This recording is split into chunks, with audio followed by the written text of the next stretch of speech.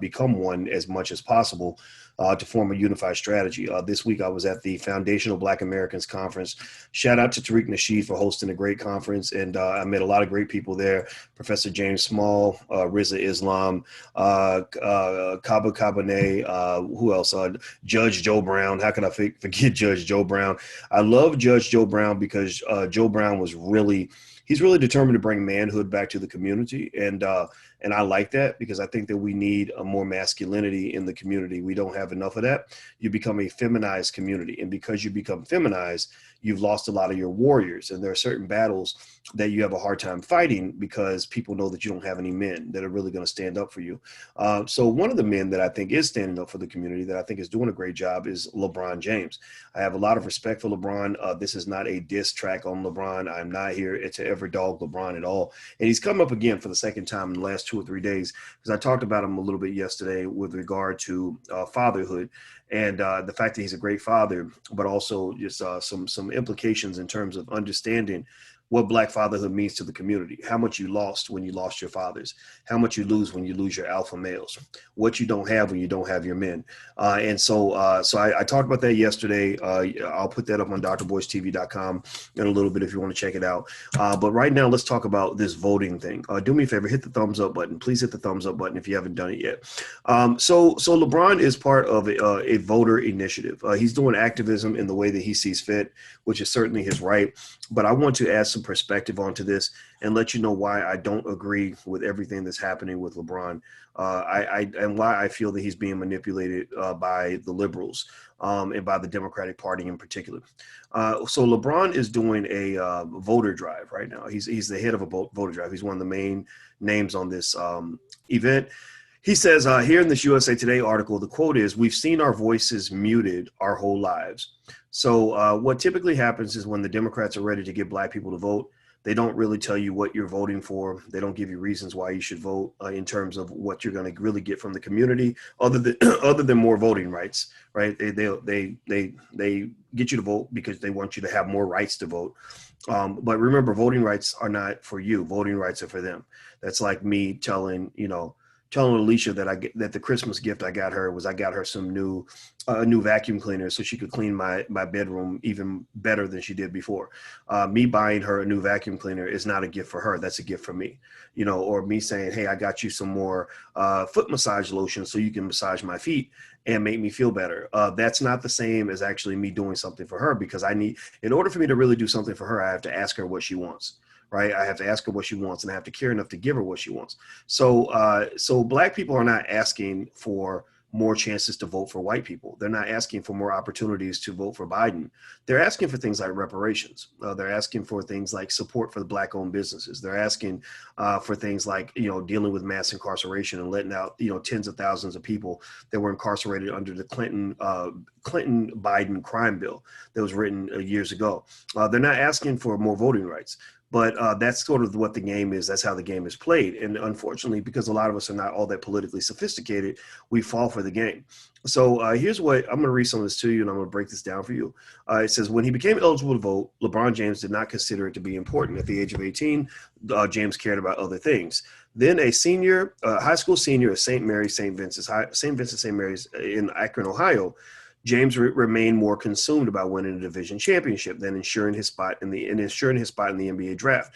Not only did James stay focused with fulfilling his childhood dream, he also wanted to support his mother, Gloria, et cetera, et cetera. He had other reasons, though, to care about not voting. He says, quote, Black people in the community don't believe that their vote matters, James said. We grow up and don't think that our vote actually matters. It doesn't.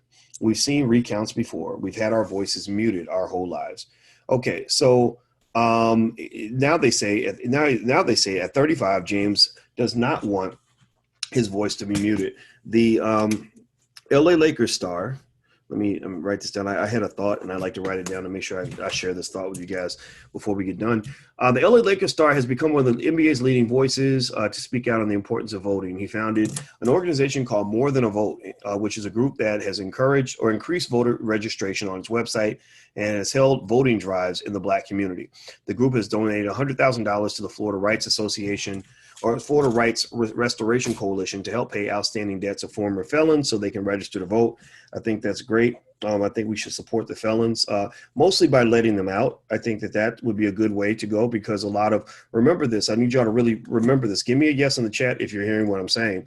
You've got tens of thousands of black men and women, particularly black men, who are still incarcerated under the last regime of black extermination that occurred under the Joe Biden, Bill Clinton crime bill.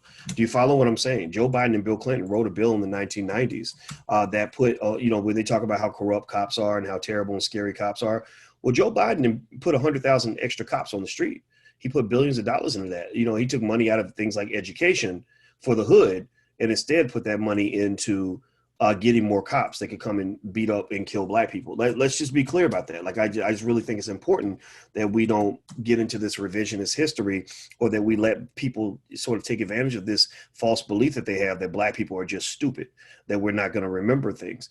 So if you want to know why I'm choosing not to vote for Biden, it's because I'll never vote for somebody who incarcerates my loved ones. I'll never vote for somebody who has exterminated me. You could tell me that Satan himself is going to be the motherfucking president if he doesn't get elected. I don't give a fuck. We'll just have Satan for president, because you're not getting my vote. You're not going to corner me into shit. You're not going to scare me. You're not going to back me into a little cubby hole, or play the dumb Negro tricks on me, because that just does not work for me. It does not mean I don't understand. Everybody who's voting, I understand exactly why they're voting. If you're voting for Biden, I can tell you exactly why. If I listen to you talk for 3 to 5 minutes, I can tell you exactly why you're voting for Biden. If you're voting for Trump, I can tell you exactly why you're voting for Trump. I talk to Trump supporters. I talk to Biden supporters. I talk to people who aren't voting.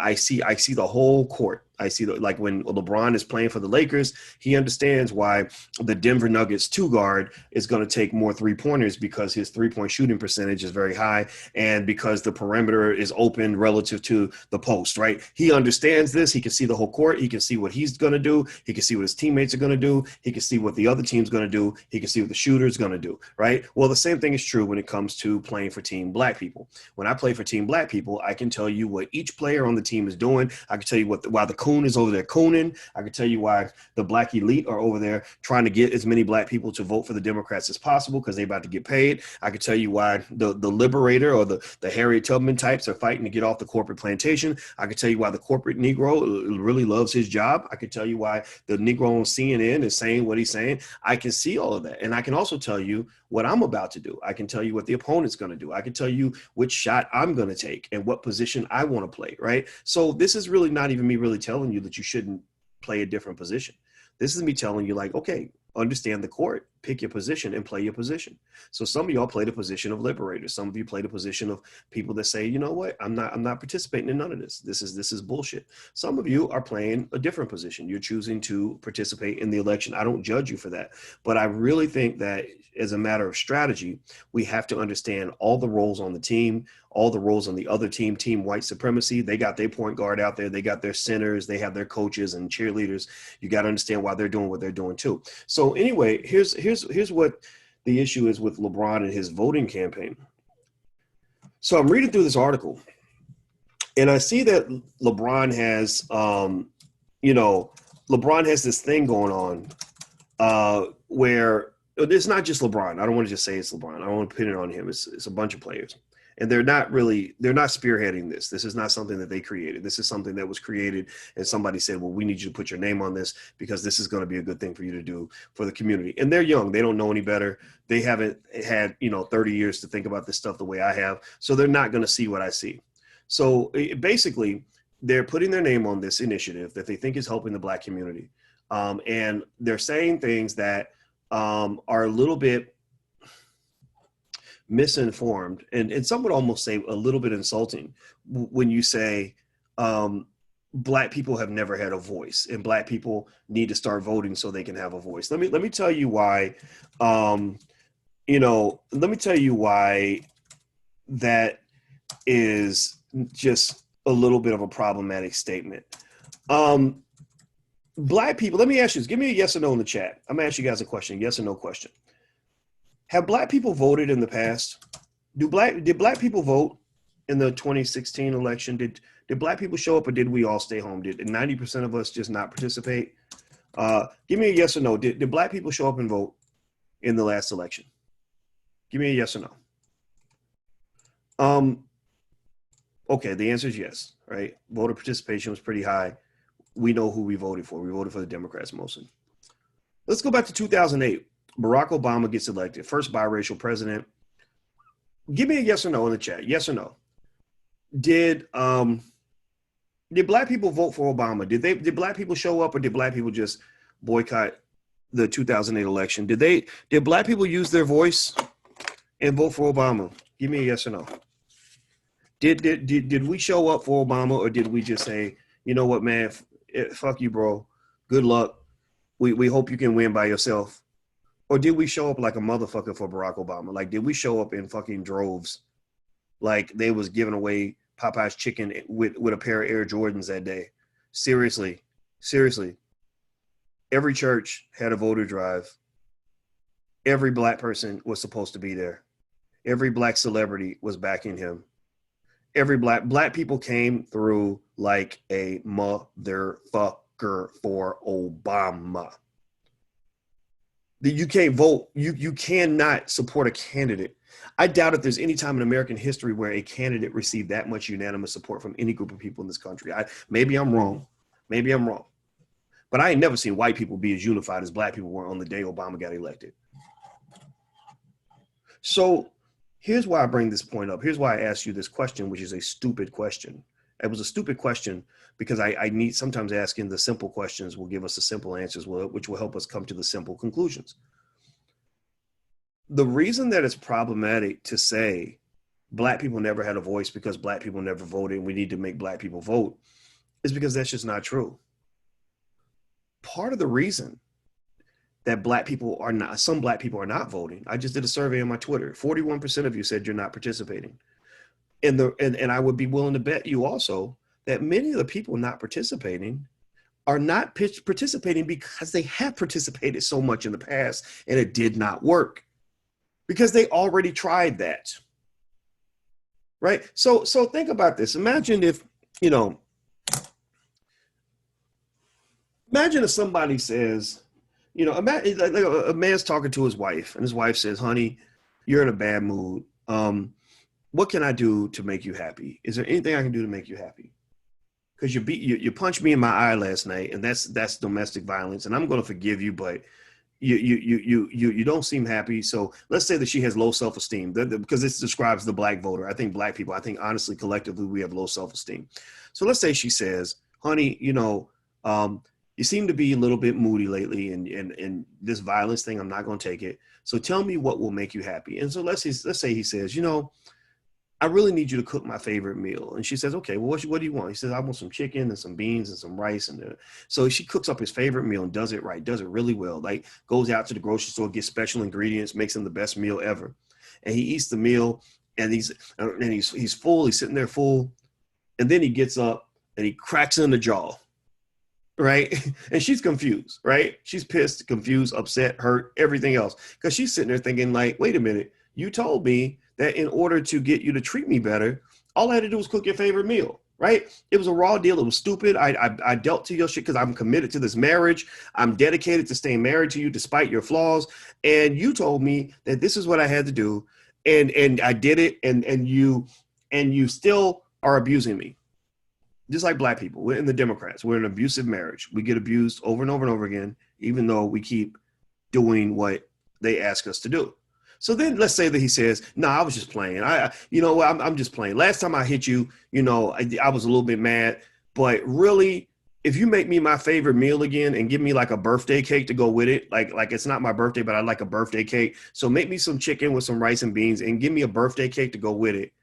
Then I promise you, I'll treat you better. I promise you, baby. I promise you, baby, please. Right. She's like, you ain't gonna treat me better. You ain't right. You be lying, right? He's like, no, baby. I got you, baby. I promise you, it won't happen again. So she goes in the kitchen, gets some special ingredients, goes through the whole shebang, the chicken, the rice, makes a nice, beautiful birthday cake, his favorite flavor. He sits down, he eats the meal. It's really, really good. And then he gets up and punches her in the face again because he's pissed off because he had a bad day at work, right? And that to me exemplifies the relationship between the African-American community and the Democratic Party. Every election, they come to you with baby, baby, please. And every time you're like, you don't really like us. You keep ignoring us.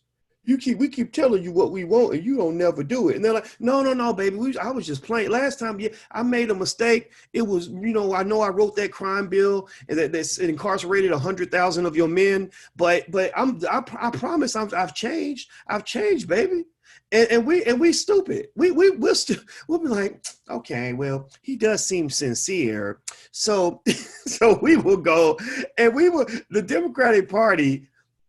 If it were a man, the Democratic Party would be Ike motherfucking Turner. Like seriously, like literally, they doing a Ike Turner on us. He would be Ike Turner mixed with R. Kelly because he'd be beating your ass and peeing on you. That's what the Democratic Party has done every election that I can remember. And there's some point where some of us just say, we're not getting peed on anymore. I'm just not going to let you do this anymore.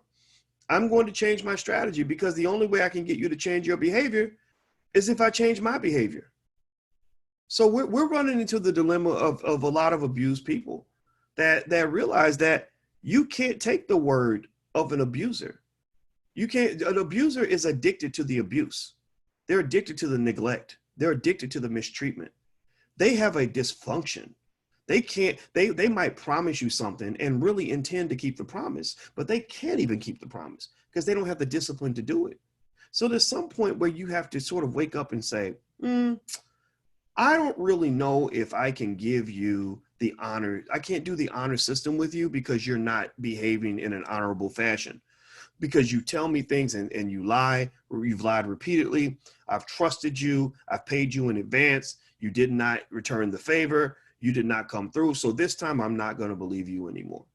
So I'm not sitting here telling anybody what to do. I mean, if you're scared of Donald Trump, like if Donald Trump makes you pee in your pants and you're scared of a Trump presidency, even though the last 4 years were, really most indicators show Black people are not doing any worse or any better in this situation than they were under Obama. I mean, the pandemic happened, but even that was something that you can't blame that on anybody. You blame that on China. I mean, the virus came out of China, right? And then, that could have happened under Obama. It could have happened under Bush, could have happened under anybody. So that part, the economy, I mean, all that was doing pretty good. Do you know how many people, raise your hand if you are in here and you have been making like a shit ton of money in the stock market, like in the last 2, 3, 4, 5 years. Do you know how many people? I was at the Foundational Black Americans Conference, Tariq's joint, and it was wonderful, by the way. Tariq did a wonderful job.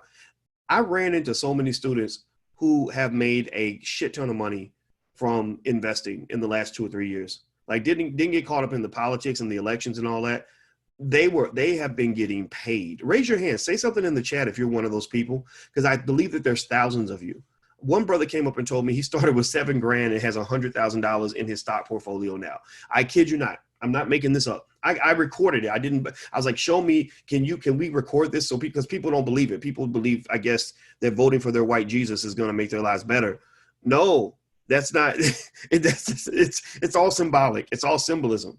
So I'm not sitting here trying to tell you who to vote for. If you're really afraid, if they've really got you afraid of a Trump presidency so much that you will engage in that act of voting for the same person who really is the law and order leader. I mean, Biden's crime bill was pretty brutal. I encourage you to go read what Biden wrote in that crime bill and what he said about African Americans, back in the 90s. This man, I doubt if he's changed that much. He's just learned how to change his appearance. But he's the same dude. Like I'm kind of the same guy I was 20 years ago. I'm just a more mature version of what I was. 20 years ago, I was an activist. Now I'm still an activist. I was concerned with race 20 years ago. I'm still concerned with race now. I was a scholar 20 years ago. I'm a scholar now. Biden was Biden 20 years ago. Biden is Biden now. And so what the game is, what I see as the game is they're trying to convince you that Biden now is different from Biden then. And some people are just going to fall for that. And some people have been trained to be so afraid of a Trump presidency that they'll vote for anybody. You could seriously, you could put a Klansman on the Democratic Party ballot and they will vote for a Klansman because all you have to do is convince them that Donald Trump is worse than a Klansman. You could put a rapist on the ballot and they'll vote for a rapist because they'll say, well, it's the lesser of two evils. And that's fine. I think that's fine, but I don't want to even deal in evil. I'm not participating in evil. I'm just not. Right. And so So a Trump presidency doesn't scare me. I'm not saying it shouldn't scare you. If you scare easily, then go for it. But I don't scare easily, so I'm not afraid of a Trump presidency. Do me a favor, if you could, please hit the thumbs up button. Hit the thumbs up button right now. Also, this is drboycetv.com, the home for intelligent Black people. And I want to mention something. In the Black Business School, we had a program called Black Keys to Greatness. And that's the program I put together. It's a very success-oriented self-help sort of thing, because so many people wanted advice from me on how to succeed in life, how to overcome obstacles, how to manage time, how to set goals, how to deal with haters, things like that. And it does have a price, but I decided that because I want to help young people so much and I want to give you guys good advice, I have made it totally free. It's totally free, 100% free. So you'll see the lifetime membership price listed at $9.99, but you can actually join for $0, $0, 0 cents, no strings attached. So if you'd like to participate and you really are a person that's seeking advice and guidance from an older Black man that you might respect, if you don't respect me, then obviously this doesn't work for you. But if you do have some appreciation for what I share with you, then feel free to go to blackkeystogreatness.com. That's blackkeystogreatness.com. So in fact, I'll put the URL in here. If you can hit the thumbs up button while I do that, please do. So it's blackkeystogreatness.com. I'll put this in here at the top and I'll pin it so you guys can see it right there.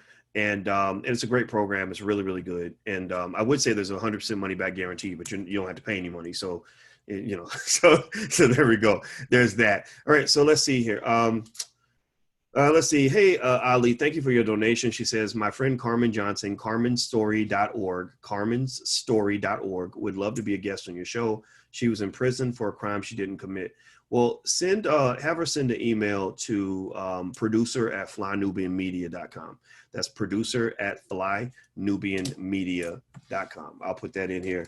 I don't have a lot of, I'll be honest, I don't have a lot of guests on the show because I'm not really a show host. I'm just a guy who kind of, has some things to say, but and also I'm getting some oral surgery tomorrow, so I don't know how long. I may not be able to talk for a while. I don't know what that's going to be like, but I'll keep you posted. All right, so here's the deal with LeBron. Again, I want to make it 100% clear with LeBron doing this voter drive campaign.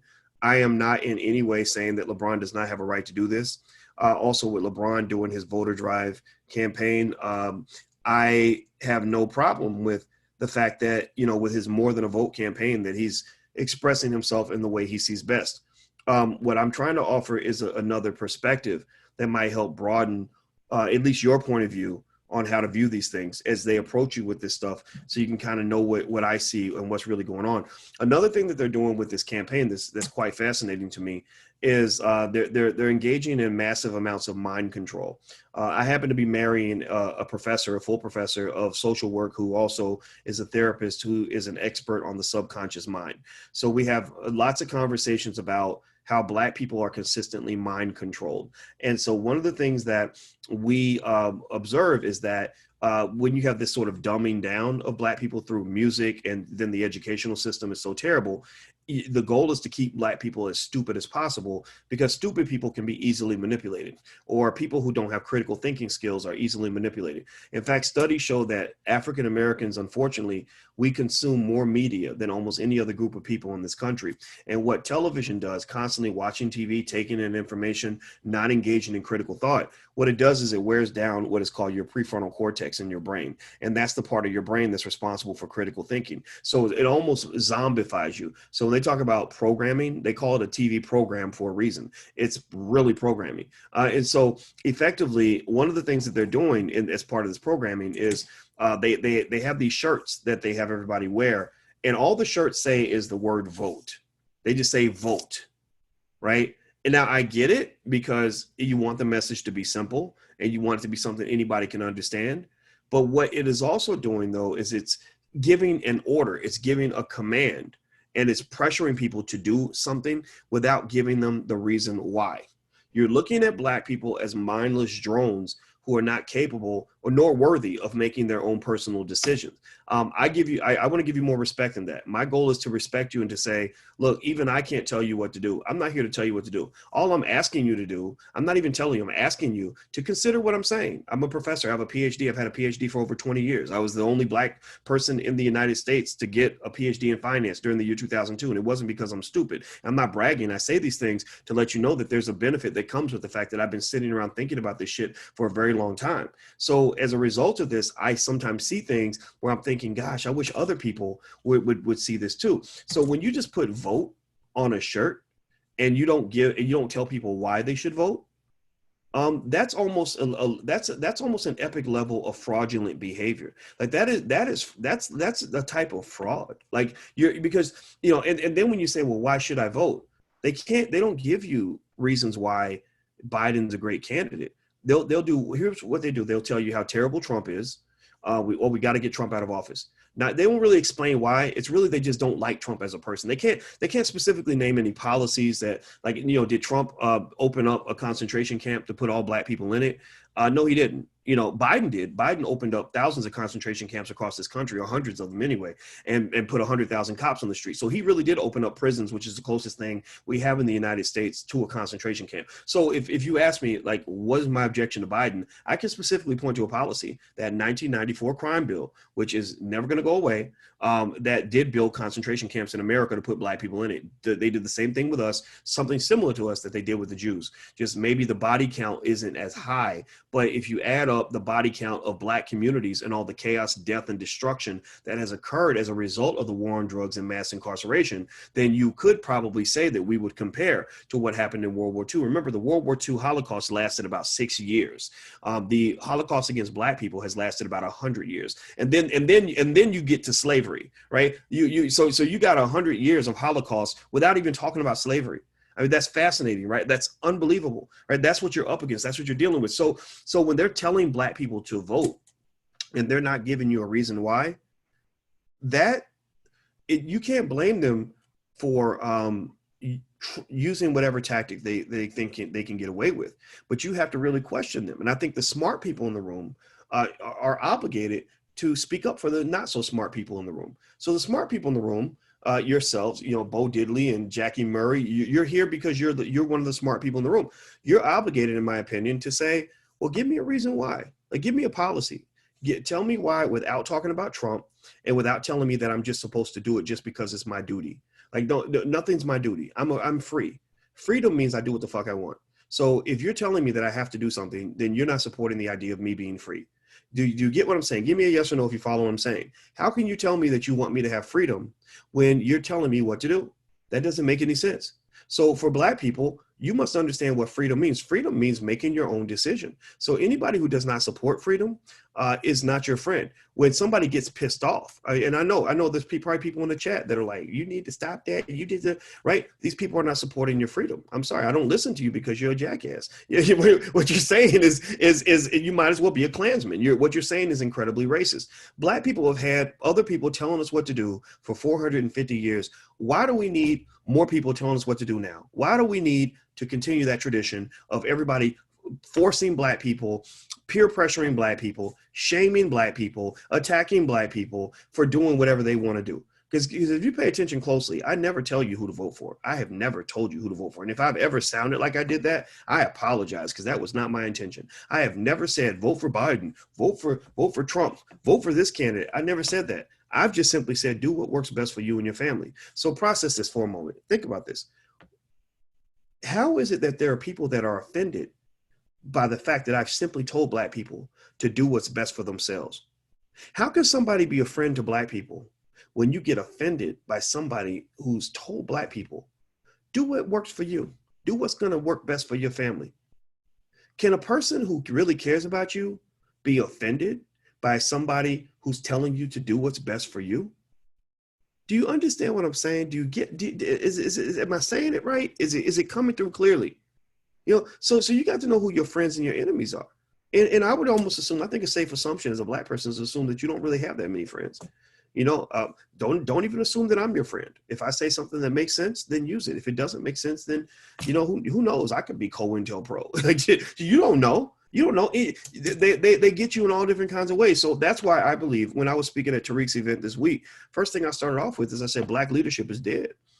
Fuck Black leadership. Fuck that old bullshit model of these fake ass civil rights leaders that they throw out there in front of you. Half of them are part of the alphabet boys. Half of them are indoctrinated into socialism. No disrespect to any of that, but I'm just telling you, like, it's a game. It's a hustle, man. In fact, if you talk to real folks that lived during the 60s, there was a large swath of Black people who were not down for any of that marching, praying, we shall overcome.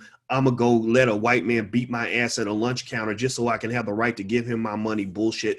There was a ton of Black people who were not down for that.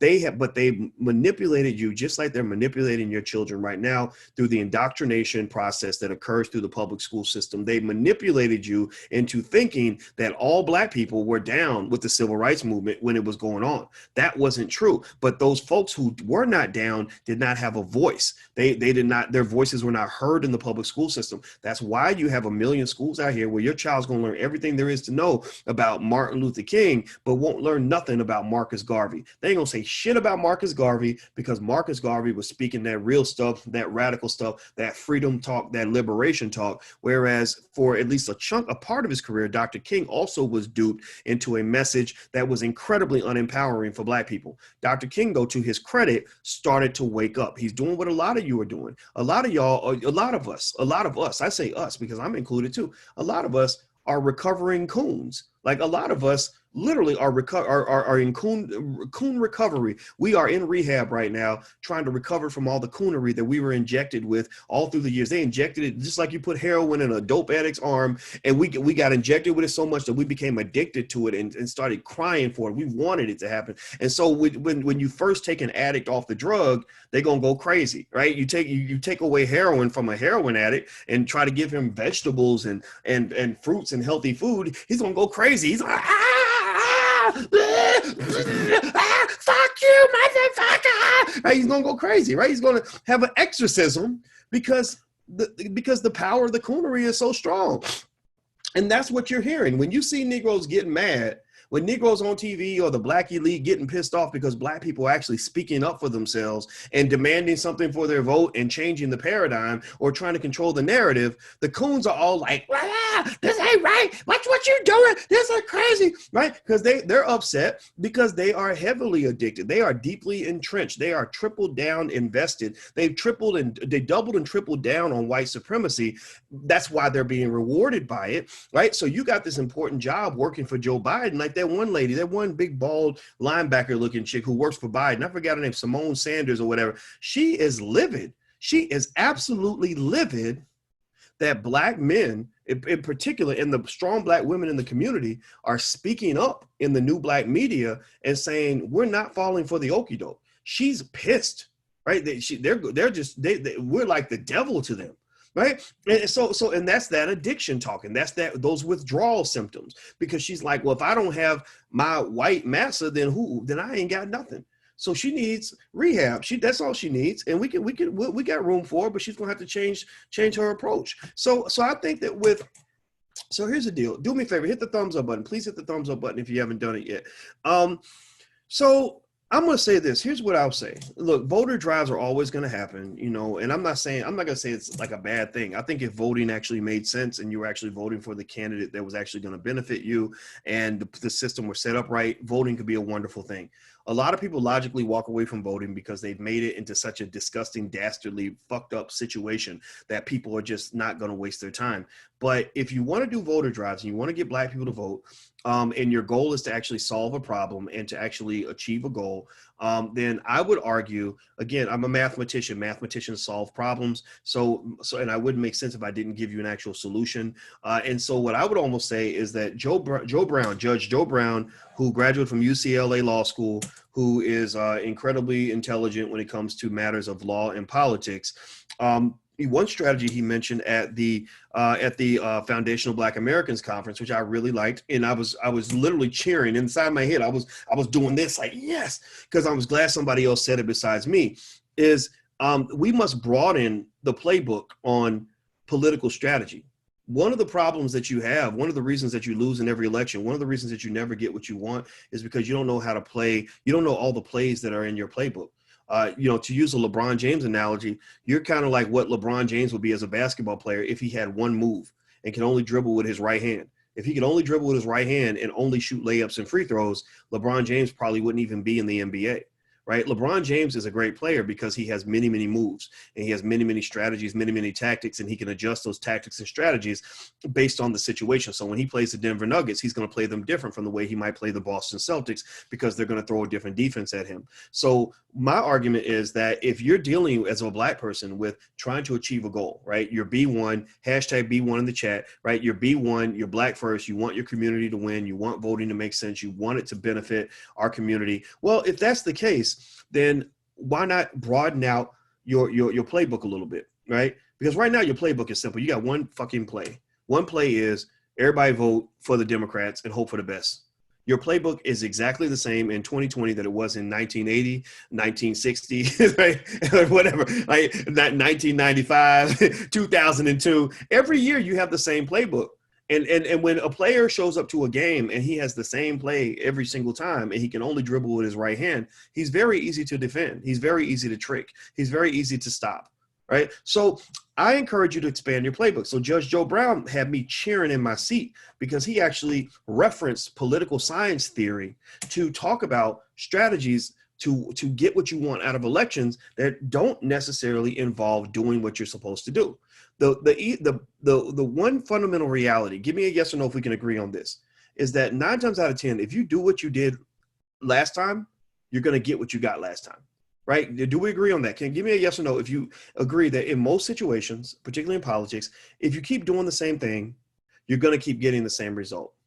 Like I am holding this ink pen up, I dropped it, it hit the table. I'm holding this ink pen up, I dropped it, it hit the table. I'm holding this ink pen up, I dropped it, it hit the table, right? There's no point where I can drop this ink pen and have it do something other than hit the table. I'm not going to drop this ink pen and have it fly out the window, right? I won't drop this ink pen and then have a new car in my hotel room. I won't drop this ink pen and get a phone call from my mother, right? Most times when I drop this pen, I'm gonna get the same result. So you're basically being asked to do something that is just really honestly stuck on stupid, literally. And not to say you're stupid. I'm not dogging anybody or make you feel bad. If there's something that you want to do whatever you want to do. I'm not going to judge you on that. But we're literally being asked as a community to do the exact same thing and somehow expect a different result. And we can all agree that we haven't been happy with the results we've received in the past. I have yet to meet a Black person anywhere that can tell me like, oh my God, all this voting has really done these wonderful things for the community. Oh yeah, the kids nobody's being shot up in the hood like they used to be. Nobody's being killed by cops anymore. All the public schools are so great. The kids are being so well educated. Oh my gosh, Black businesses got $1 trillion out of that stimulus money or $500 billion. We got $400 billion of the stimulus money. No, the money still went to white people, right? So there's no Black person I know. Give me a yes or no if you agree with this. Yes if you agree, no if you don't agree. Give me a yes if you agree. Do you agree with me on this statement that most Black people, the vast majority of Black people, are not satisfied with what they've gotten from the last 4, 5, 6, 7, 8 presidential elections? Give me a yes or no. Do we agree on that statement? So if we agree on that statement, and I see the yeses, okay. So if we agree on that statement, then why would we do the same thing in this election that we've done in every other election? Why does that even make sense? Why does that make sense? And it doesn't make sense, right? The only way they can make it make sense to you is by really creating such chaos and destruction, right? Through the pandemic or whatever, like exaggerating everything that's going on and making sure that Trump gets blamed for it or whatever, right? The only way they can convince you to do the same thing that you did every single election is by basically creating an environment that is so terrible, so scary, because Negroes scare easily. Black men don't scare easily. Black women don't scare. Negroes scare easily, right? So create a situation that is so scary, so dastardly, so horrible that you absolutely have to do what they tell you to do, right? That's how people gain control over you. They scare the living shit out of you and you hand over the reins of control and you say, look, just saves me, boss, saves me, boss. I'm just too scared, boss. I need you to take the wheel. because most people I've talked to a few people that are speaking with Democrats and Republicans, they're high profile people that are having meetings with both sides to try to figure out what to do for the Black community. So shout out to some of these people that are actually holding out. And one common theme that I'm noticing is that their whole argument is, well, we just got to get Trump out of office. It's a state of emergency. We just need you to play ball, just go along with the program. Let's just get him out of office first, and then we'll talk about it after that, right? Well, it's compelling, right? It's compelling. It's like it's like when let me think here. It's like we have a 17-year-old in the house. Let me break it down for you like this.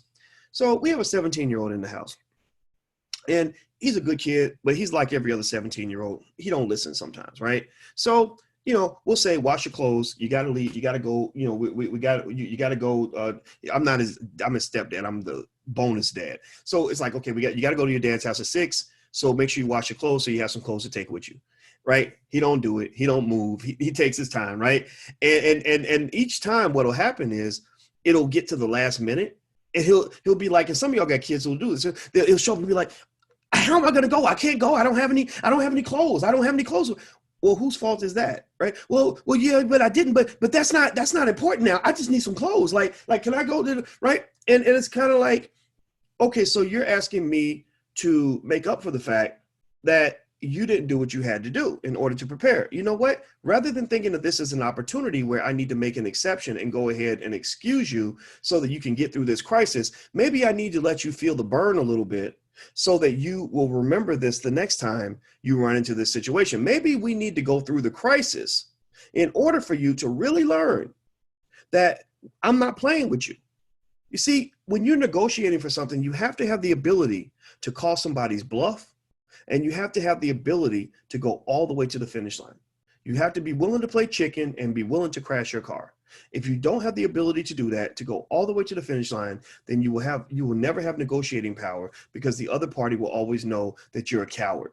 Right. So sometimes our kids will do that with us. They'll put themselves in a stupid situation, and because we feel sorry for them, or because we don't want our baby to go through any discomfort, we'll come in and we'll save them every time. Anybody got kids where you just constantly end up saving your kids, and it makes them spoiled as shit? Like right. And it's a game. It's a strategy, right? It's like they'll keep fucking up, and then at the last minute they'll come crying to you, and you'll feel bad, and you'll make up for whatever they didn't do. Well, the Democratic Party does the same thing to Black people. They're doing this in this election.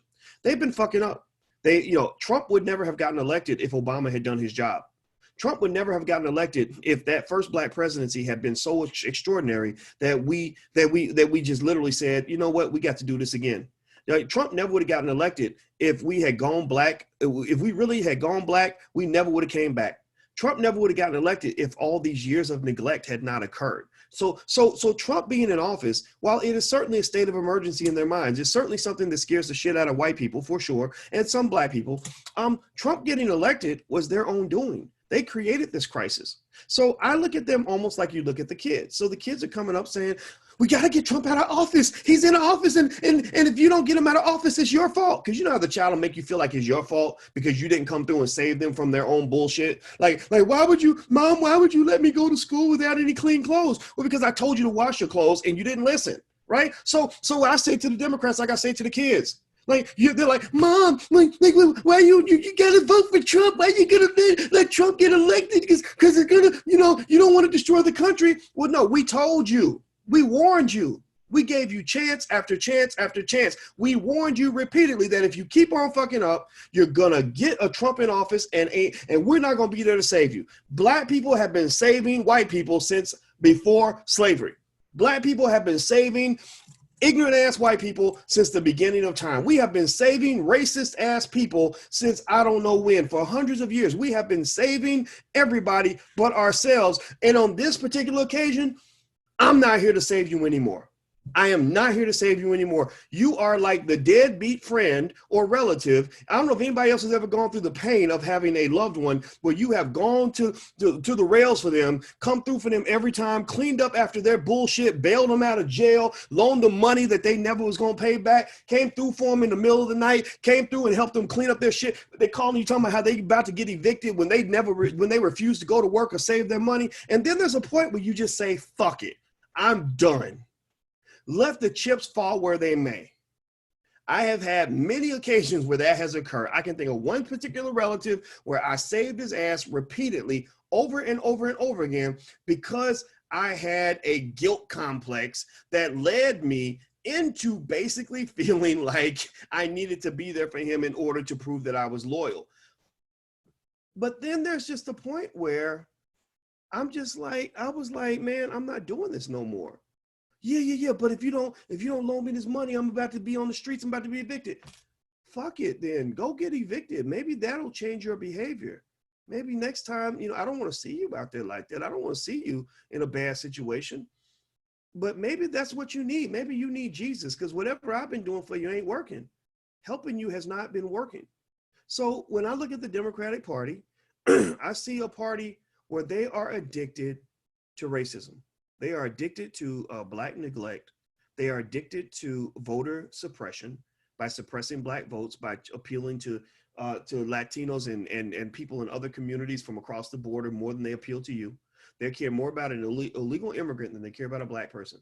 No disrespect to anybody who came across the border illegally. I don't hate you, but you got a country. This is my country. You got a country. And I know that if I go to your country, I'm not gonna get preference over you. So if you come to my country, you can't have preference over me. That's just the way it's gonna be. I'm sorry. There's nothing racist about that. There's nothing immigrant phobic about that, or whatever stupid term they're making up to try to shame people into specific behavior because they're a bunch of damn fascists, right? It's none of that. At the end of the day, it's gonna be Black first up in this motherfucker right now. From this point on, this Black man's gonna take care of himself.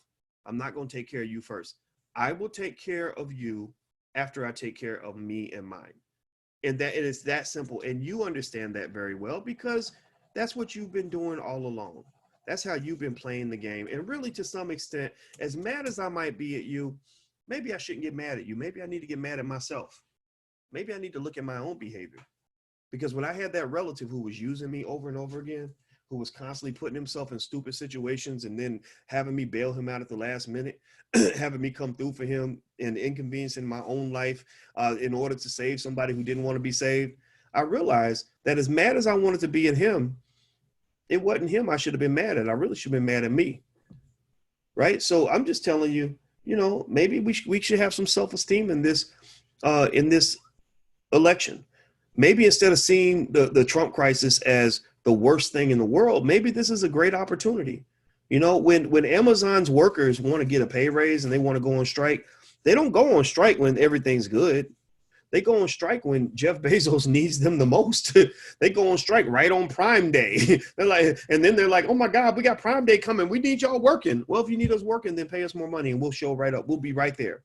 We'll be right there. I'll be there early if you go ahead and give me that pay raise. So I would say that to the Democrats. Look, if you want me to stop all this, like this crazy talk on politics, I can stop it all right now. It'll stop right now. Just start talking about reparations a lot more. Start making plans to pay those reparations. Cut the damn check. Go do the things that we need you to do. Get some Black businesses that stimulus money. I want to see 500 billion of that money going into Black-owned companies. Right? Go let out some of those Black people. Let out tens of thousands of Black men and women that you put in prison under the Biden-Clinton crime bill, and then I'll show right up to vote. If you give us something to vote for, then the people that listen to anything that I say, if you give them something to vote for, they will vote for you. These people vote for me every day. They support me every day. And the reason we support each other is because I'd like to believe it's because I give them something. I give them something for their vote. Every day when y'all show up, when Khalid Shabazz and Kathy Jones, when y'all show up and y'all even watch my podcast, or if you buy something or whatever it is you want to do, you do it not because you're just trying to make sure Boyce Watkins is good. You do it because I've given you something. I want to offer value to you so that you will then offer value to me. That's called quid pro quo. It's a basic idea. Dr. Claude Anderson talks about it in Powernomics all the time.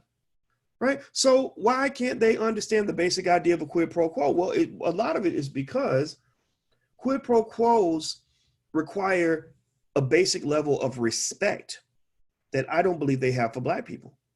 When you just don't respect the other party, you kind of feel like they should do stuff for you and you shouldn't have to do anything for them. It's like maybe how some men, I've seen men deal with two women in two totally different ways. I've seen one woman where it's more like a quid pro quo, where it's like, okay, I want this woman's attention, I want her affection, so I'm going to treat her really well, I'm going to take her out, I'm going to call her every day, I'm going to really be there for her. And then the other woman, it's like, I ain't doing nothing for her, but she's still going to do stuff for me. She's going to do stuff for me, but I'm not going to do nothing for her.